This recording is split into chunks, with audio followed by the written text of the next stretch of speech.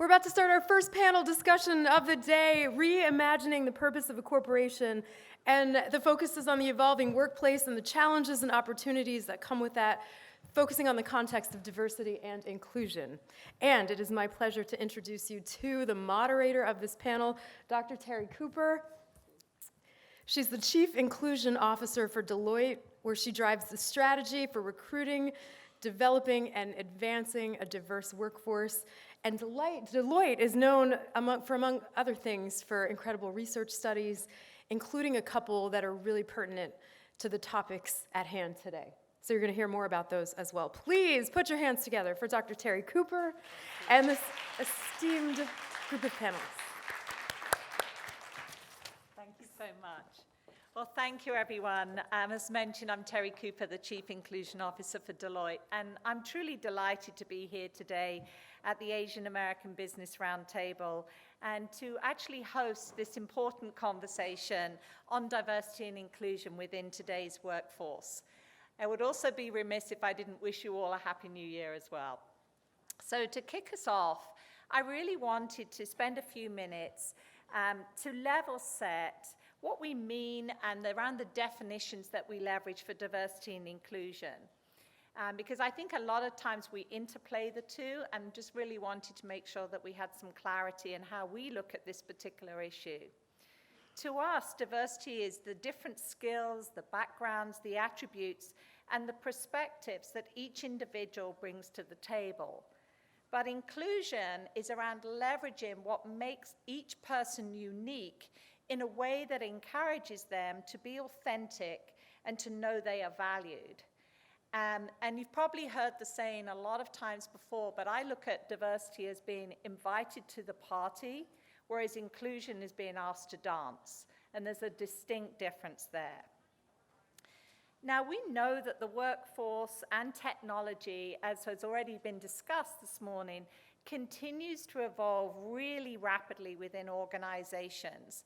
And as a result of that, leaders are truly presented with both a myriad of opportunities as well as some of the toughest challenges yet. You know, today's workforce is eager to understand their organization's diversity and inclusion strategies and how this may influence the social impact overall. And I think many of you are aware, and I know this is having a profound effect on us as well, when I think about my role in inclusion and diversity that's expanded around social impact as well, that as a result of the Business Roundtable statement on the purpose of a corporation issued towards the end of last year, this is a direct response to the trends and also the monumental shift that is involved in corporations right now.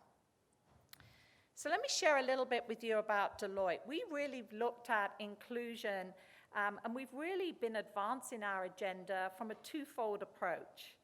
The first is around our overall organization. We're very proud of the fact that we've been helping to shape America's inclusion landscape since 1993, when we became the first professional service organization to establish a women's and diversity initiatives. And there have been a number of changes that have occurred over the years, but a few things have remained constant. And that is around our leadership commitment, around our continuous evolution, and an innovative approach to fostering an inclusive culture. And I'm proud to actually share with you that this is so important that like earlier speaker, I actually do report directly to our CEO of the firm as a result of the importance of this particular issue.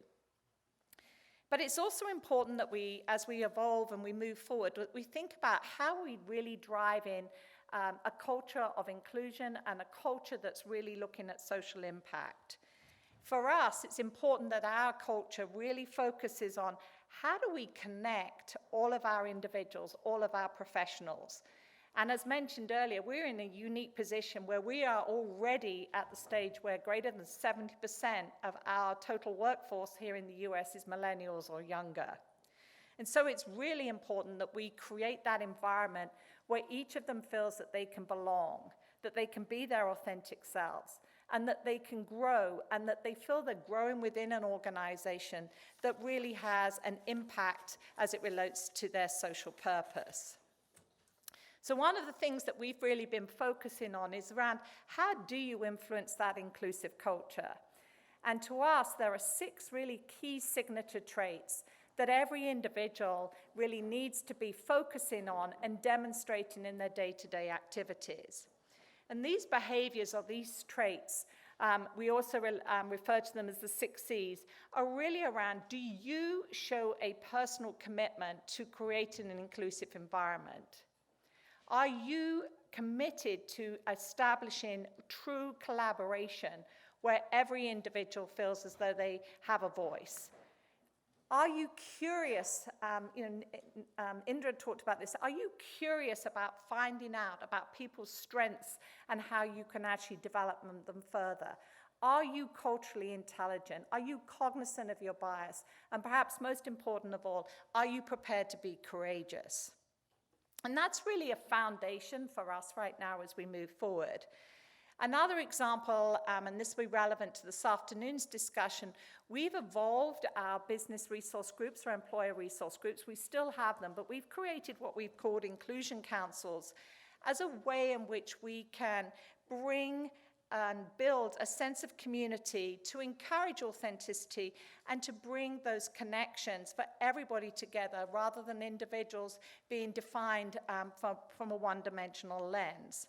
And our inclusion councils are across every one of our local offices, and they really truly bring individuals of different backgrounds together, not only to celebrate their similarities, but to actually gain a greater knowledge and understanding of differences, but also importantly, to think about how we can drive more social purpose.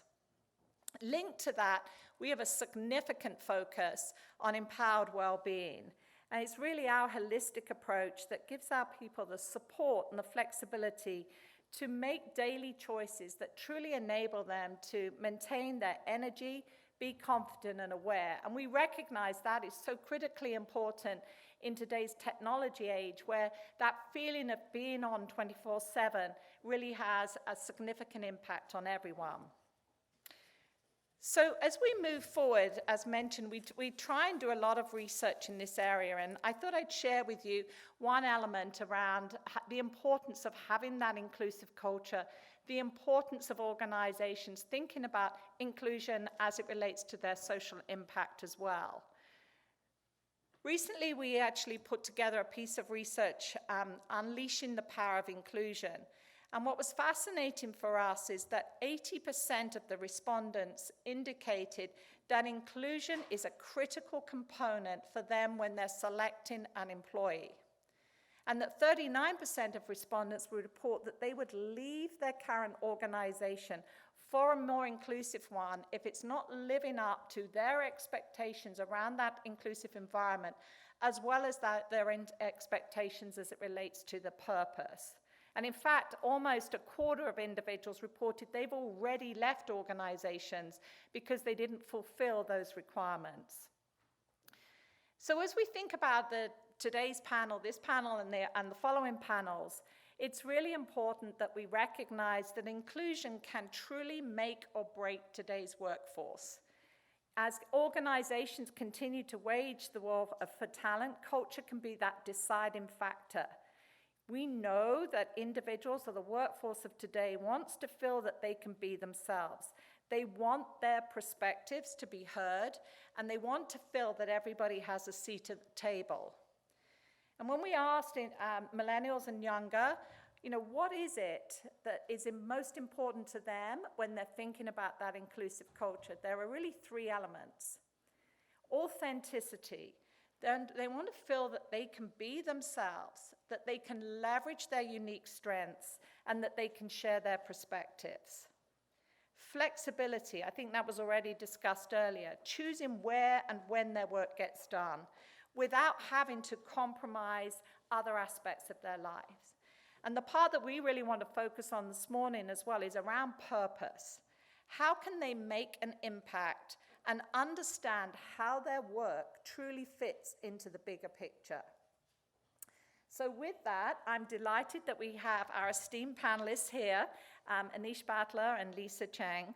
And what we're going to do here is reflect on the trends that are developing around corporate purpose and focus on how growing CEO interest and action is truly advancing the diversity objectives and really focusing on those conversations and really trying to draw out what's the value and the best practices of those partnerships between the CRO, the CHRO, and the CDO, and what challenges they face as it relates to advancing diversity and inclusion goals within their companies, and how they can plan to keep up with the demands of today's workforce that's currently reshaping the business landscape with a real specific focus around purpose. So with that, I'm going to join our panelists. Their bios. Join the panelists. Their bios are actually in the documents that you have, or the conference details below. But I thought rather than me sort of reading out, I thought it would be a great idea if I asked Lisa and Anish to actually introduce themselves personally. So Lisa, I'm going to ask you to tell the audience a little bit about yourself.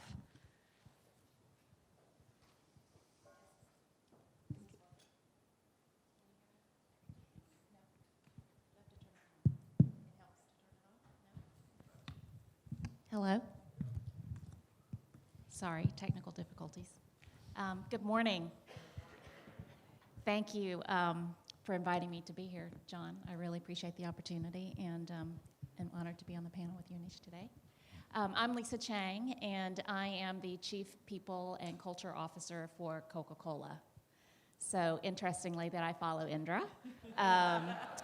Healthy competition, a lot of respect to my Pepsi compadres over there. Obviously, we are in the same business together. But I am new to Coca-Cola. I have only been with the company for 10 months. Previous to that, I have been a career HR leader and general manager working in media and entertainment. I worked for Turner and CNN globally. I also worked for the professional sports teams in Atlanta, working for the owner of the Atlanta Falcons, the Atlanta United Soccer Club, Mercedes-Benz Stadium. As well, worked in financial services at Equifax. So I have been able to make a 27-year career out of working for all the companies based in Atlanta. So I think that's a unique attribute. And you know, my diversity comes not only in being Asian, but being a Southern Asian, which there are not many of us. So I'm delighted to be here and looking forward to our conversation today. Thanks, Lisa. Great. Anish? Good morning. I want to start off by thanking John and Terry and the others for inviting me here today. I'm delighted to be here today. D&I is very close to my heart, and I'm looking forward to learning from all of you. Lisa, it's terrific to be on the same stage as you. I work at General Atlantic. General Atlantic is a growth equity firm. We invest in growth companies. My role at the company is to help develop management teams and board of directors for the companies that we invest in. We have about 100, 108, 110 companies, 110 companies or thereabouts in our portfolio today. We kind of lose track sometimes because the portfolio is dynamic. Some companies are joining and some companies are exiting all the time. I've been in this type of role for about 10, 12 years now, in the U.S., headquartered in the U.S., but also at one point in time headquartered in Hong Kong. Before I came into private equity, I worked with 3 different companies. I started my career with PepsiCo in India. That was about 30 years ago. And George Kavur is here. We worked together and helped start up Pepsi's business in India. Went from 10 people to about 5,000 in a period of about 3 years. I then came to the U.S., worked in the U.S. here at Pepsi's headquarter offices. Moved then from Pepsi to go work for Novartis in Switzerland. Me and my wife and family lived in Switzerland for about 5 years, where I worked with Novartis Pharmaceuticals. We came back to the U.S. After that and worked with Microsoft, and also, did a stint at Novartis for a few years as the head of HR for their businesses in the Americas, and also did a stint at Microsoft where I led HR for one of their few divisions. And just to round it out, we then went to Hong Kong. So we've been back and forth between Asia, US, Europe, Hong Kong, and we've done a whole circle of the world twice over. It's taken us 30 years of the world, but we've done a full circle of the world. So that's me. Great, thank you. Well, as I mentioned in the opening comments, obviously we recognize diversity and inclusion is so critically important for all of our organizations, but we also know that purpose is top of mind today, and that's one of the things that we're being asked more and more about, and our younger generation are really, really focusing on, what is the social purpose? How are we actually tying this together? So I'm going to ask both of you, but I'll start with you, Lisa. Could you provide some background or overview on how your organization, Coca-Cola, is truly looking to instill a sense of purpose and the impact that that has on your culture? Because I know that's something that you have been working on very significantly over the past sort of 10 to 12 months. Yes, thank you. When I connected with Terry on this panel, I thought that this was just like a plant, because that has been my mission really at Coca-Cola for the last 10 months. And one of the reasons I joined the company from the outside is the transformation of the business. Much like our counterparts over at Pepsi, we've obviously had to transform our business. And what intrigued me about the opportunity to join Coca-Cola at the time was this inflection point of needing to identify who are we. We are 133 years old. We have a very rich, long history. And as Indra pointed out this morning, it's a competitive landscape, and there have been dynamics in the world that have shifted our business models from waste to water to lots of other things. And so as I started to talk with the company about joining, what was clear to me is that we were at a point where we really need to rediscover who we were. And my first meeting that I joined at Coca-Cola was our leadership meeting. It was the top 200 leaders. We gathered together in Vail. I hadn't even started yet. It was 2 weeks prior to my first day. And it was discussing sort of how do we get to this new growth model that we want to be at. And the resonating theme was, these are the top 200 leaders of the company who are all asking, what is our purpose? Why are we here? What are we here to do? And our CEO, James Quincy, who has been president and chief operating officer for the last 4 years, recently named chairman and CEO in March, sort of scratched his head and said, they don't know? Why don't they know? And then as we took it away from the meeting and we said, you know what, we're going to figure this out. And it sounds like, that's really not a good thing that we didn't know that. But I think what we did is we took it away and we said to ourselves, we really need to reflect on what's the problem we're trying to solve. It's not the business strategy. We have our business strategy, Beverages for Life. We knew that we needed to expand our portfolio and address some of the things like the waste and the sugar and the water. But this was really about personal purpose and about re-inspiring this new generation of workers into really connecting with our products, our brands, and our company in a way that resonated. And so we really went on a journey. And I was telling Terry that the journey we went on was one of not only self-reflection, we talked to our employees, we did some focus groups, we talked to NGOs, we talked to our investors, we talked to our board. I mean, it seemed like this really intricate process that we went through, but what we learned along the way was that sometimes the answer is so clearly in front of you that you don't see it. You spend so much time trying to develop something that is fresh and new and modern and exciting, and we went kind of all over. We looked at everyone's purpose statement, vision, like everyone else probably does. And we recently unveiled, if you will, our refreshed purpose, no pun intended. So if someone could put my slide up, it's really profound. All right, there you go. Refresh the world, make a difference. I know what you're thinking. It took you that long to come up with that? Yes.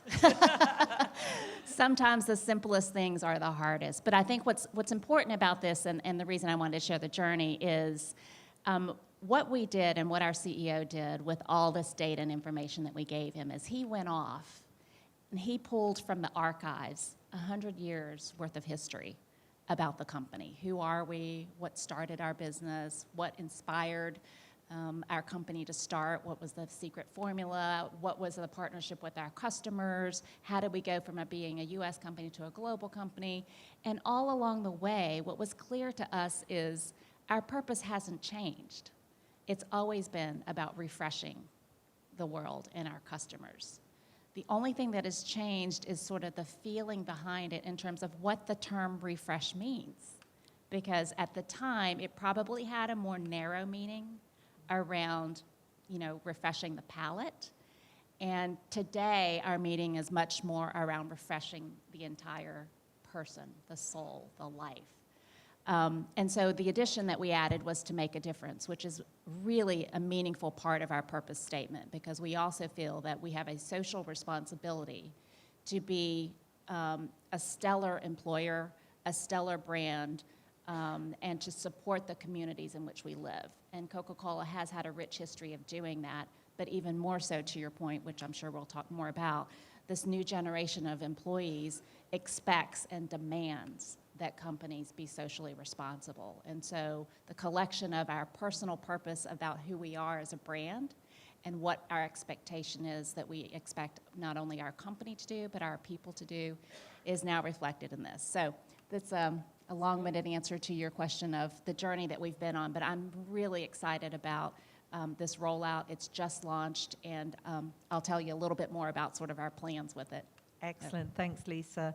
Anish, obviously, we heard a lot from Lisa around Coca-Cola. We talked a little bit I heard Indra talk about PepsiCo this morning. Obviously, your line of business is a little different from the point of view of the financial side. I would love to understand a similar question around, how is purpose coming to the forefront in the work that you're doing, and how does that really focus as well around your talent, your professionals, and what they're really looking for within General Atlantic? Yeah, I should probably compliment Lisa first.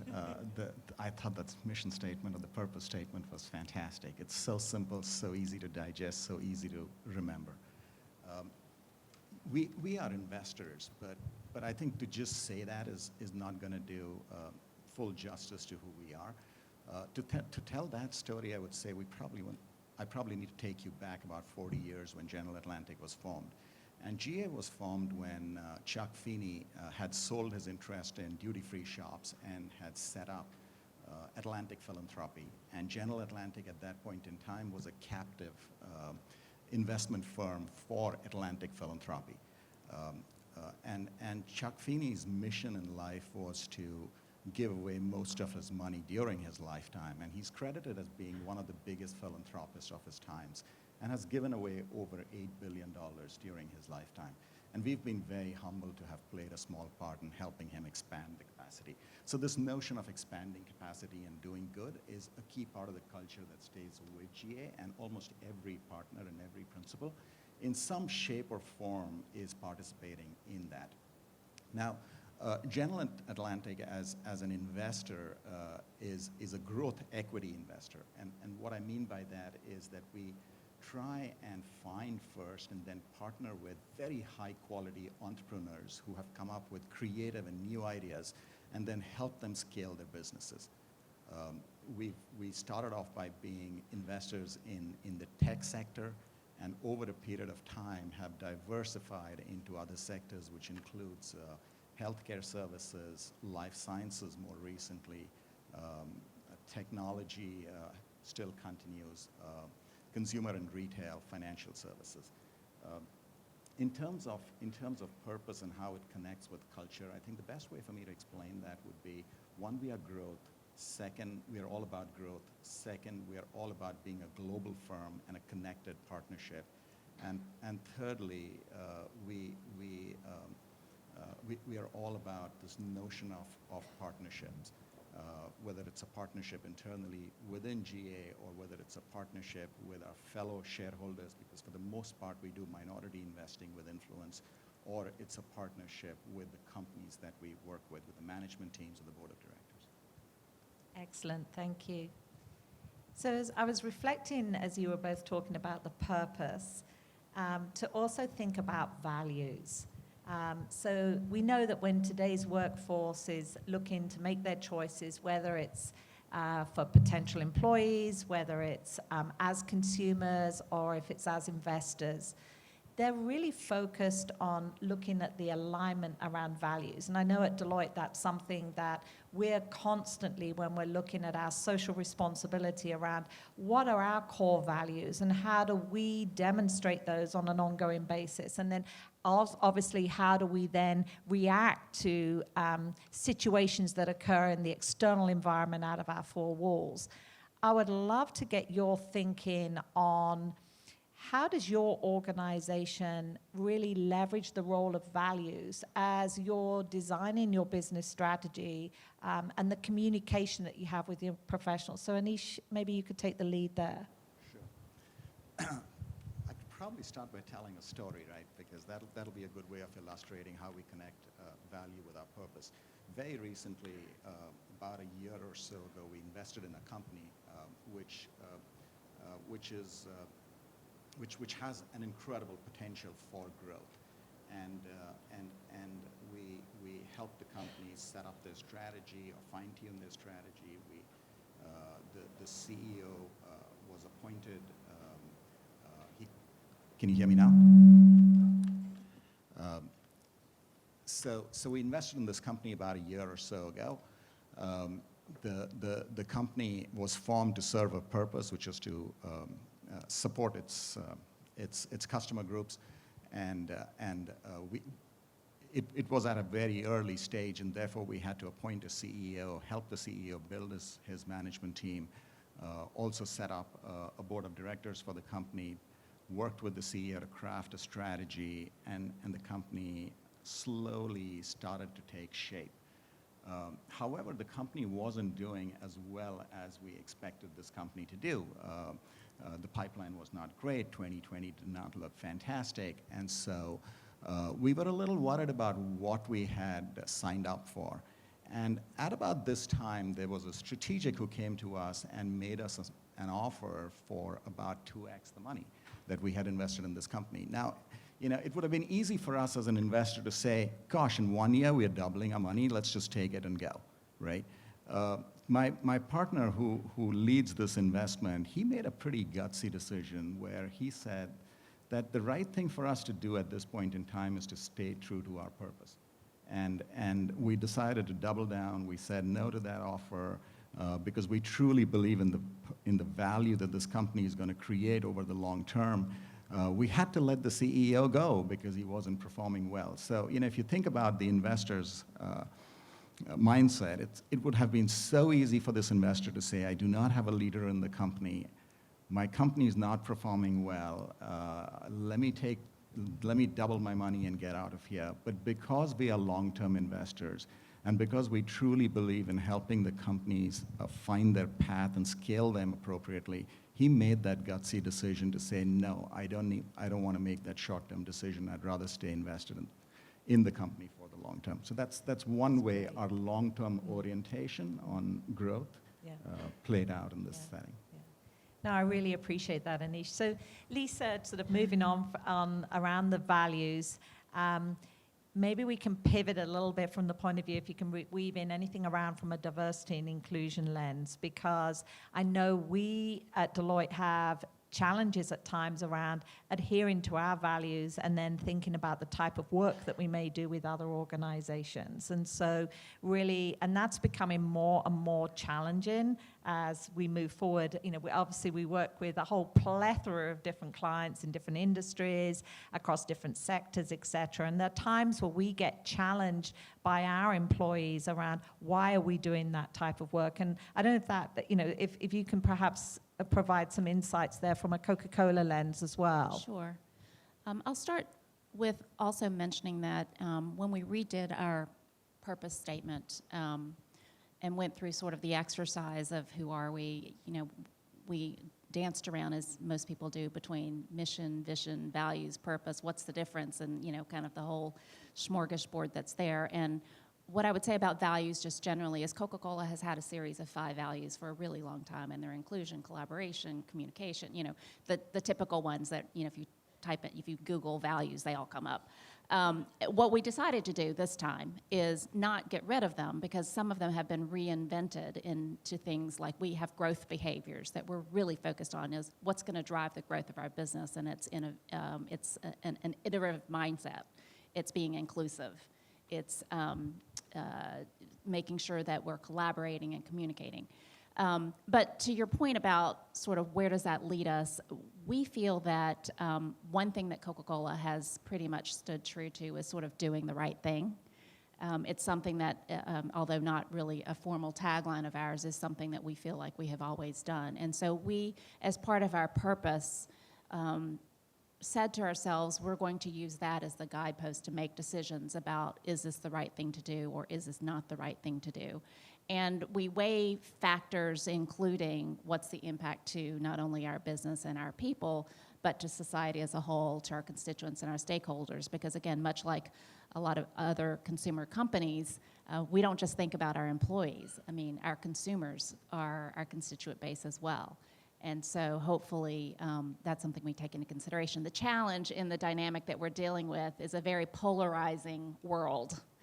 And no matter what decision you seem to make, you are alienating a good percentage of other people, you know, because whatever your political views, your religious views, your environmental views, there's always sort of the opposite side. I think the approach that we tend to take, though, is not trying to beat people over the head with the decision that we've made, but to really stand true and be honest about why we made that decision, and linking it to the values of the company, to the business models of the company. I think there are, I believe it's CVS that made the decision to stop selling tobacco in their stores.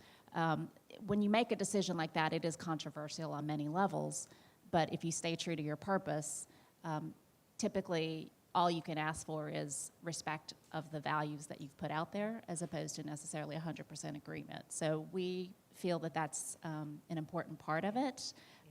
Diversity and inclusion is what makes this world as great as it is. And if we all agreed on everything, it would not be quite as interesting. And many of us wouldn't have jobs. So. No, I really appreciate that. And you sort of summed it up, I think, beautifully around what we all have to contend with. We have, you know, every organization has their values. Every organization is really trying to do the right thing for their business, for their people, the right thing for society at large. But, you know, that's what makes our role so challenging right now, to be completely candid, is we're never going to make everybody happy all of the time. But it's ultimately, I think, from a corporation to have a stand and to be clear and to bring everything back to the grounding around their values. The only thing I would add to that is consistency. So I think the credibility of an organization and the sustainability of your values has to do with how consistent you are in exerting those values and when you bring them up. So if you are changing the decisions that you make based on sort of what's the, you know, topic du jour, then it is much harder for people to feel like you are a values-based organization. But if you're consistent with that, that is extremely important. Exactly. So building on that, I mentioned in the opening comments around the Business Roundtable announcement, or the statement, and really from the point of view of moving away purely from driving financial benefits for organizations, but also thinking about how do we really address this whole issue as it relates to social purpose. And obviously, Alex Gorski, the CEO of J&J, has really challenged everyone in that regard and really made this a call to action. Anish, I'd be interested in understanding from your perspective, how are you moving forward with that call for action, and how is that inspiring your sense of purpose when it relates to your approach around corporate responsibility or diversity and inclusion? It's so important, right? I mean, if you think about not just one stakeholder, but shareholders, but all the stakeholders in the business, which are employees, communities that we serve in, it is so important for a company, if it wants to sustain its performance over the long run, that it finds meaning and purpose and serves all the different stakeholders. It is so critical to do that. When you think about how we've been trying to approach it, and we are growth equity investors, so we've looked at obviously topics like what's the diversity on the boards of the companies that we've invested in. What is, sorry, is this better? All right. Diversity on boards of companies that we've invested in, diversity on the management teams in the companies, again, that we invest in. But we also look at what does diversity mean to different people around the world. Diversity for a company which serves customers in India could be way different from diversity for companies that serve customers in Germany to companies that work here in the US. And so we've worked with our different offices around the world. We formed a diversity council which pulls together all our professionals from different, not all, but a representative sample of professionals from different offices to define what does diversity mean in different countries, and then partnered with local companies to do that. I'm sorry, I lost track. It was really around the corporate responsibility, how it defines that as well. Yeah. So one way to do that is to look at what does diversity look like on the boards and on management teams, and what does it look like internally at GA. The second thing that we look at is we look at engagement and inclusion scores. So when we invest in a company, one of the first things we do is we run an employee engagement survey to understand how do the employees feel about the company. Through various surveys, I think your firm's done a survey or a research project, and so has McKinsey, and you've clearly identified that when you have diversity on boards and companies, the performance of the businesses tends to be consistent and consistently high. So we certainly strive for that. We also partner closely with organizations like Girls Who Invest, and to catch people young and bring them into our firm and give them the exposure, because our model is more of an apprenticeship model of development, but partnering with firms like those to help us bring in talent and then groom them within the organization. We also work very closely with our companies to come up with community development action plans that will give back to the community. And I talked about this initially. We have a culture of giving at GA, and which is based on our roots, right? Chuck Feeney formed the company. And that culture of giving finds its way not only inside the firm, but also in the investments that we end up making. Recently, we invested in a company called Benevity, which, if you don't already know this company, I could probably put in a 2-minute plug for them. They are a great platform which will help you organize your goodness work that you do inside your firms. So we invest in companies like those as well. But those are some examples of how we serve. So Lisa, you're probably in, thank you so much, Anisha, I'm sure you're in a similar situation to us, that you get thousands of requests around how Coca-Cola could perhaps support more from a corporate responsibility perspective, different initiatives, programs, and particularly being such a large global organization. How do you sort of look at those, and do you have an overall strategy around the focus around your corporate responsibility? And again, how does that tie back to the diversity and inclusion within your organization? Yes, definitely. We do have very key pillars that we focus on, and we're sort of rounding out a couple of key commitments that we've made. Water, obviously, an important one, sustainability, and plastics. We obviously are making enormous investments in that space with other partners in the industry. And then one of the big things that we have been working on is women and the advancement and empowerment of women in the organization. We have publicly stated that we want to be 50% led by women. And so the plan for that is active sponsorship, support, development, recruiting, retention, and sponsorship of organizations that promote women. So you may be familiar with a program at Coca-Cola called 5 by 20. It was a program that our previous chairman and CEO, Muhtar Kent, put in place, whereby we committed to empower 5 million women by 2020. And we have nearly completed the achievement of that goal, and will complete the achievement of that goal this year. And this is through investments in communities where women are suppressed and oppressed. So if you go to places like Africa and Indonesia and India, and the Philippines, we provide business training and investments in small businesses to help them learn how to be business owners and how to give back to their own communities, to provide personal support to get themselves in a situation of being able to support future generations. I had the opportunity to travel to the Philippines early in my tenure, and I met with a group of about 25 women that had been impacted by our 5x20 program.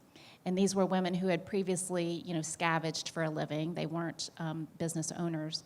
But through the investments we made in education, training, and investments that we gave them, they were able to start small businesses called Sorry Sorries that are very small little convenience chains. And I sat and had lunch with one woman who told me that she had pretty much going from meal to meal to being able to provide an opportunity for her own child to have an education. And her aspiration was for that child to eventually come to the U.S. and study.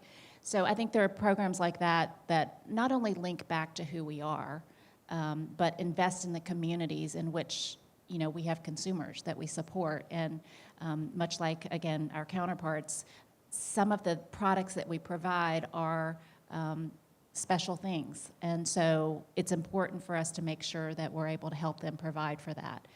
So some of the investments we've made are driven by the strategy that we have. We are amplifying, obviously, our support to multicultural as well as women. And then again, in the sustainability front, that's just going to continue to be an important part of what we are focused on. I loved Indra's story about sort of going back to simpler times. I think that's really where we're headed, back to the days of bringing your own receptacle as opposed to getting paper cups. It's just kind of ironic that that's where we're headed. But I think that's a key driver of who we are. So I'm going to ask one more question, and whilst I'm doing that, I'd love the audience to think about any questions that you might have for Anish and for Lisa as well. So let me ask one, and then we'll open it up to all of you. I also mentioned earlier on, and I said, we have over 70% of our professionals here in the US are millennials or younger. And so they certainly keep us on our toes as it relates to social purpose. And particularly because we know that 39% of individuals are likely to leave an organization if they don't feel that their day-to-day work is also linked to how they feel personally that they're driving purpose. I'd be curious to know, Anish, how do you engage with your professionals and find ways in which they have the time and opportunity not only to do their day-to-day business, but how do you help them get engaged and to really drive more of this sort of social purpose from a GA perspective? We are a very small firm from a headcount standpoint. We have about 400 odd professionals, so it might be a tad easier for us to do this. Our model is an apprenticeship model. When we hire a person into the firm, they work very closely within their teams, which could mean working closely with a partner or a principal internally at GA, and then working very closely with the management teams and the boards of the company. So at a very early stage, they have an opportunity to serve on a board or be an observer on a board. So they do, from a professional standpoint, they have the opportunity to express themselves and participate in different ways. From a social standpoint, we encourage them to do a couple of things. One, we encourage them to find their path. So if somebody is really interested in, say, investing in a space, and ESG is fairly popular right now, we encourage them to move in that direction if they would so want to move. If somebody is really interested in exploring HR-related platforms and they want to work in identifying investments in that space, we encourage them to do that. The second thing we try and do is we really encourage them to work with not-for-profit organizations that would be important to them and provide them with opportunities to either work directly, support them as a firm in what those organizations might want to do, but also help them get board opportunities with those organizations and help them be a better board member for those companies. Different ways of supporting them. Those would be examples. Yeah, no, that's excellent, because recognizing that you're a much smaller organization in that regard. Lisa, from a Coca-Cola perspective, how do you think about your millennials and younger, and how do you engage them? Because I know we have the same sort of challenges from the point of view. There's a lot that we do from a corporate responsibility perspective, but there's an element around how do you communicate that down, and how do you get the engagement of your own people on those initiatives? Yes, this is so timely as well, because as we were going through our purpose journey, one of the things that we really focused in on is what does this millennial generation think of purpose, and what does it mean to them, and how do we make sure that it resonates with them? So there were a couple things that we did. The first thing we did with the launch is counter to traditional Coca-Cola ways, because we have primarily been a marketing company, where we define the campaign from soup to nuts. It's perfect, it's well produced, there are posters and cups and t-shirts and buttons, and the day you walk in, the whole place is plastered with the new purpose, and everybody, it's sort of like, here it is, live it. We sort of took a different approach, largely because we listened to people in the organization and the younger generation who basically don't want to be told what to think. It's sort of condescending to put it in their face like that. So instead, our launch was a much more humble. Our chairman and CEO got up at a town hall and basically said to people, look, this is what we've come up with.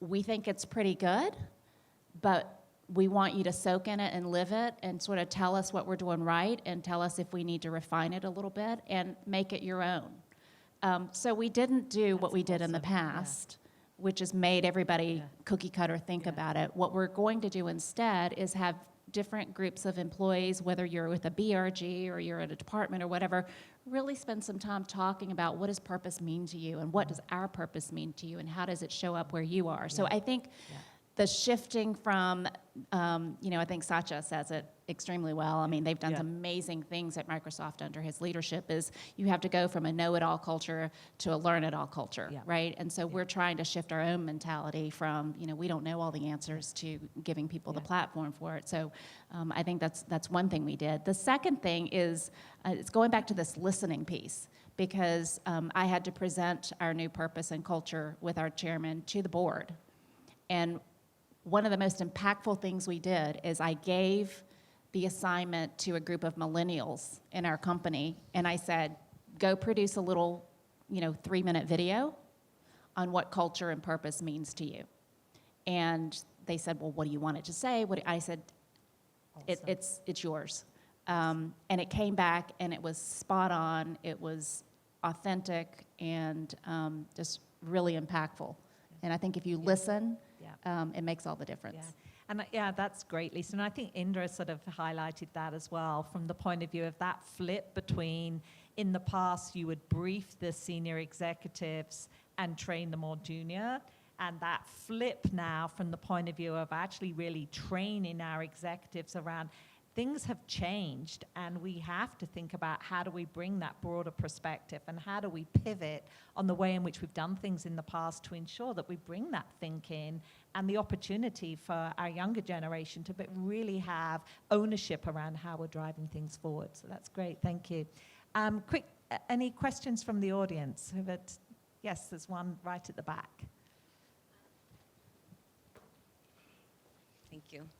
This is for Lisa. You mentioned that your goal at Coca-Cola is to be 50% male-female.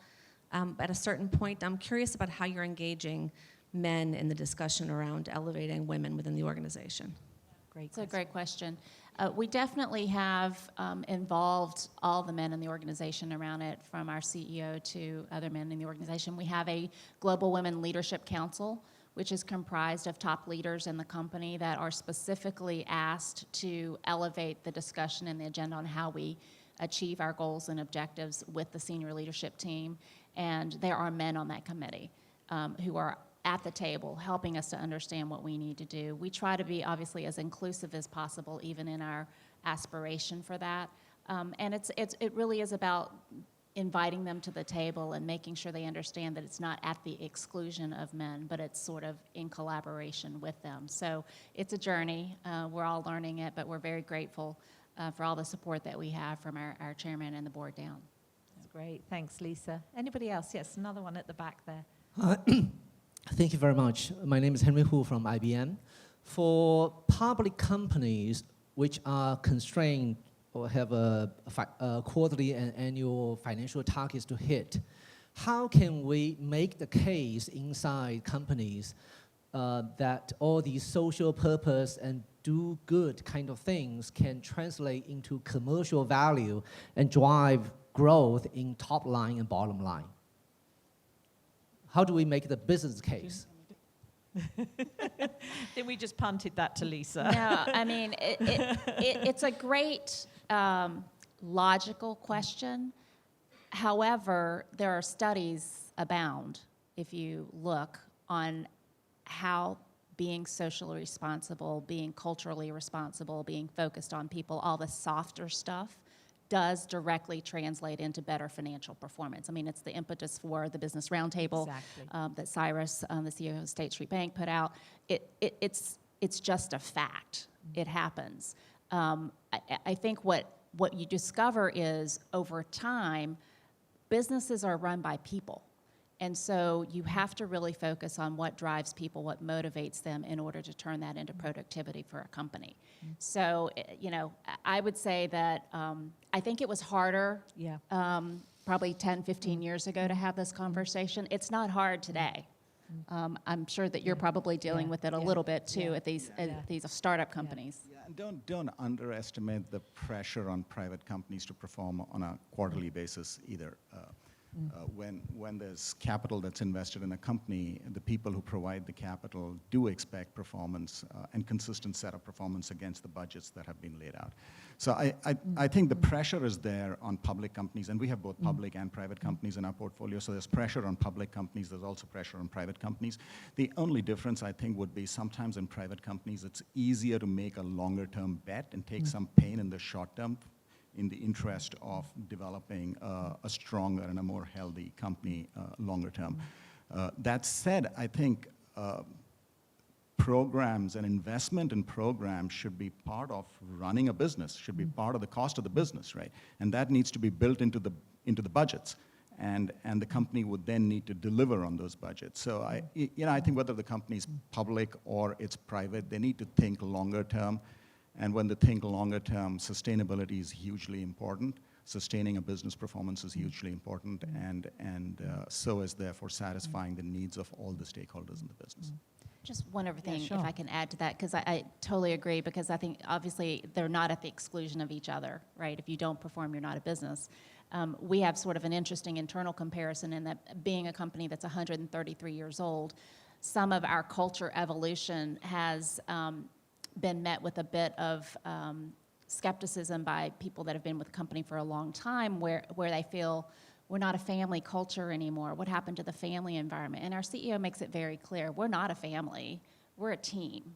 And the team is required to perform, and absolutely we're gonna take care of you, provided the company gets what we need out of it in a meaningful way. So I think the short term and the long term have to balance each other out, but they can't be done at the exclusion of each other. So sadly, we're almost out of time. I know there are a few other questions, but I think you can grab our panelists in the break. Just in parting comments, is there one thing, one piece of advice that you would like to leave with the audience? I know mine, from the point of view, when we think about everything we've discussed, is really around being authentic as a leader, actually really ensuring that you are spending time in actually really communicating and embedding yourself in the teams, and not be sort of, not embrace hierarchy, but actually really be authentic, be there, listen, learn, and as we said before, let the junior generation really train us. So that'd be my word of wisdom. But Anish, how about yourself? Yes, I don't know about advice to the audience, but I can probably share with you advice that I constantly give myself, which is to come in every day and do something a little bit better than what I did yesterday.